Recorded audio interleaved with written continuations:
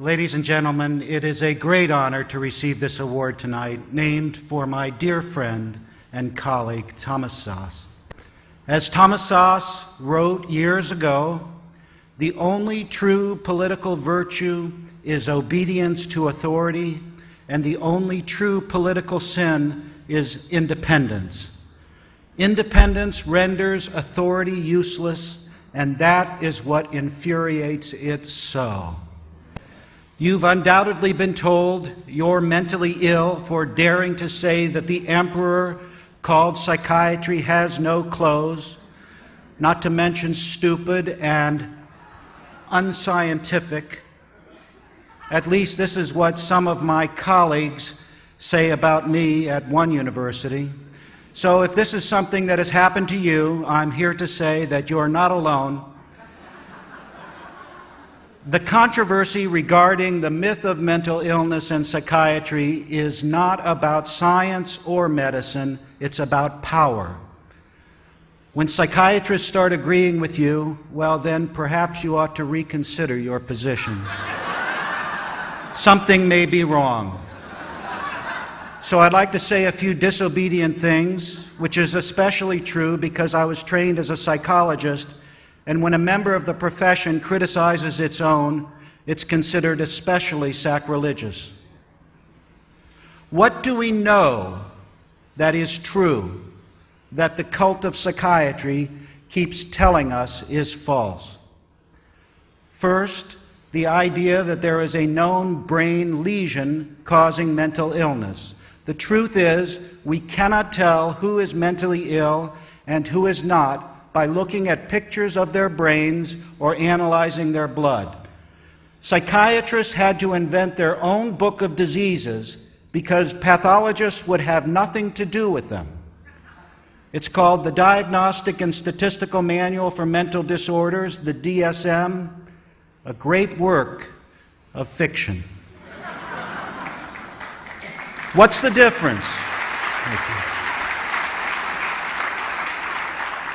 What's the difference between the DSM and a scientific book of disease?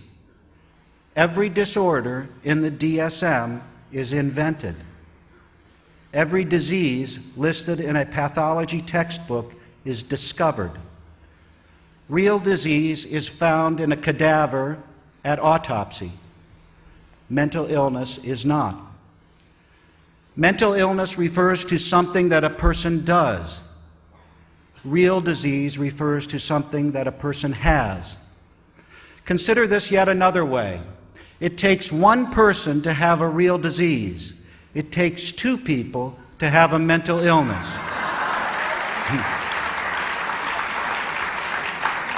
If you're alone on an island, you could develop a real disease like cancer or heart disease, but you cannot develop a mental illness such as hyperactivity or schizophrenia. This is because mental illness is always diagnosed on the basis of some sort of social conflict. When people do something that others find objectionable, they can be diagnosed as mentally ill. If the person doing the diagnosing is more powerful than the person diagnosed, then there is trouble. In this sense, the diagnosis of mental illness is always a weapon. Not so when it comes to diagnosing real disease. Think of how, when people get angry with one another, they inevitably resort to some kind of diagnosis. They say, "You're crazy. You're mentally ill. You're paranoid." Can you imagine somebody getting angry with someone and saying, "You have diabetes. You have Parkinson's disease"? Social conflict has nothing to do with developing a real disease. You don't develop diabetes because someone doesn't like the way you think, speak, or behave. You have to have someone else present to judge that your behavior is morally good or bad in order to have a mental illness. So diagnosis is a weapon, a tool people use against one another, especially when there is some kind of power conflict present. And what of treatment?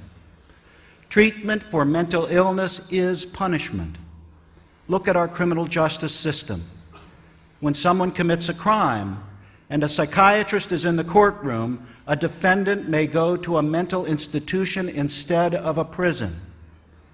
Can you imagine a judge saying, "I sentence you to treatment for your cancer"? I submit to you that psychiatric treatment is worse than prison. For in prison, they don't judge how long people should be deprived of liberty on the basis of what they think about themselves and the world. In a mental institution, of course, this is the case. If you don't think about yourself and the world correctly, you'll be punished longer. Psychiatrists love to say that mental illness is a real disease, just like cancer. The analogy between mental illness and real disease is not reciprocal. It doesn't hold both ways. Having cancer is not like being depressed. We don't shock people who have cancer to make them better, especially if they don't want to be shocked. Consider how melanoma, a deadly form of skin cancer, is a disease here as well as in northern India.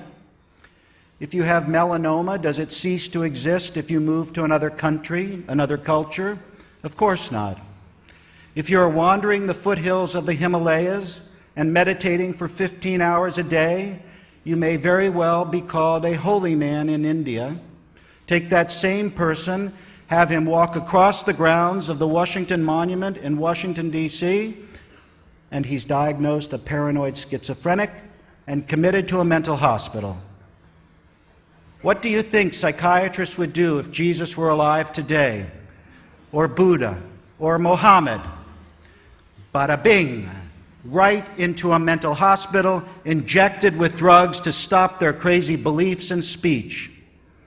Psychiatrists today are the true grand inquisitors. They would crucify the holy men and women of yesterday in an instant.